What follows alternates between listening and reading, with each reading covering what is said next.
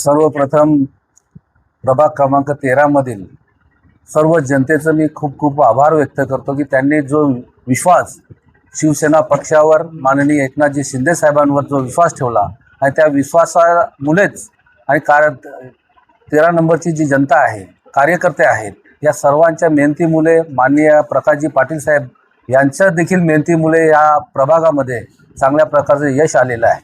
हे यश येताना खऱ्या अर्थाने ज्यांनी हे शिवसेना आणि या ठिकाणचा शिवसैनिक टिकून ठेवला ते चारही उमेदवार सन्माननीय बाळरामजी चौधरी, मदनबुवा नाईक, संजयजी म्हात्रे आणि मनीषा दांडेकर यांचं मी खऱ्या अर्थाने आभार व्यक्त करेन की त्यांनी टिकून ठेवल्यामुळे आज हे आमचे चारही उमेदवार जे आहेत निवडून आलेले आहेत।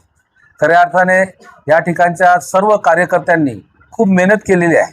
हा बालेकिल्ला आहे, जेव्हापासून माननीय दिघे साहेबांनी आशीर्वाद दिलेला तेव्हापासून हा 13 नंबर वार्ड हा प्रभाग जो आहे हा शिवसेनेचा बालेकिल्ला आहे आणि तो राखण्याचं काम आम्ही सर्वांनी केलं आहे।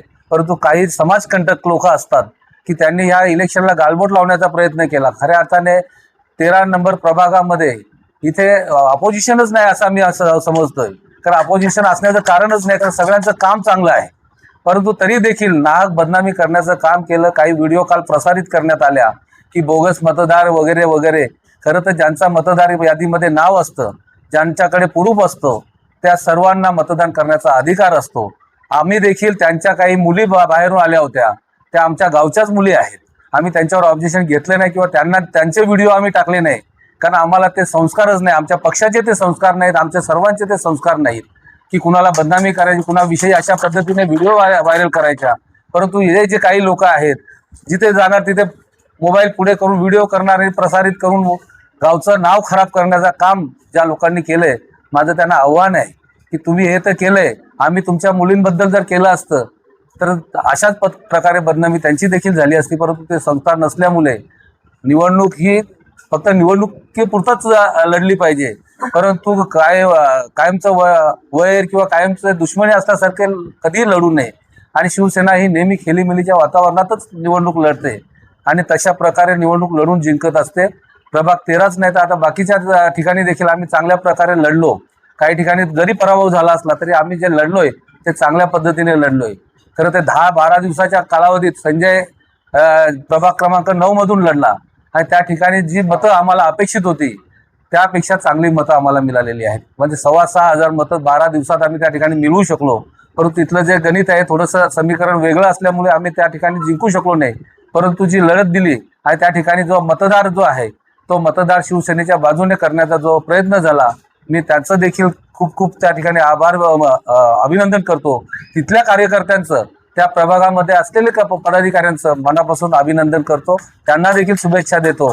आणि निवडून आलेले चारही उमेदवार श्री बाळाराम मधुकर चौधरी, सुचिता रुपेश म्हात्रे, मनीषा सुनील दांडेकर, अस्मिता प्रभुदास नाईक या चारही उमेदवारांचं खूप खूप अभिनंदन करून त्यांना भावी वाटचालीसाठी शुभेच्छा देतो। निश्चितच हा प्रभाग मी आधीच सांगितलं की हा जो प्रभाग आहे हा शिवसेनेचा बालेकिल्ला आहे। या प्रभागावर माननीय बाळासाहेब ठाकरे आणि माननीय धर्मवीर आनंदजी दिघे साहेब यांचा आशीर्वाद आहे आणि ती परंपरा आम्ही कायम राखलेली आहे।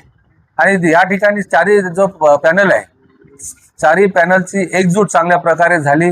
माननीय प्रकाश पाटील साहेब असतील, आमचे सुंदर नाईक असतील, गोरखनाथ म्हात्रे साहेब असतील, ह्या सर्वांनी एकत्रितपणे काम केलं। आणि खऱ्या शांताराम मोरे साहेबांचं देखील खूप या प्रभागावर लक्ष होतं।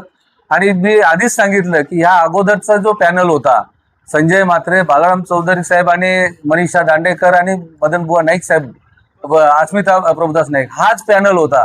ह्या चारींनी मागे जो काम चांगला केला चौघांनी आणि एकत्रितपणे ह्या प्रभागावर आपले चांगल्या प्रकारचे त्या ठिकाणी हा प्रभाग एकत्र ठेवण्याचं काम केलं, तीच परंपरा आम्ही सर्वांनी या ठिकाणी पुढे केलेली आहे। आणि म्हणून ह्या चौघांचे मी आधीच आभार व्यक्त केलेले आहेत आणि पुन्हा एकदा आभार व्यक्त करतो की आता देखील एकत्रितपणे पुढे जे आहे 5 वर्ष आम्ही चांगल्या प्रकारे काम करू आणि कायमस्वरूपी एकत्र राहू।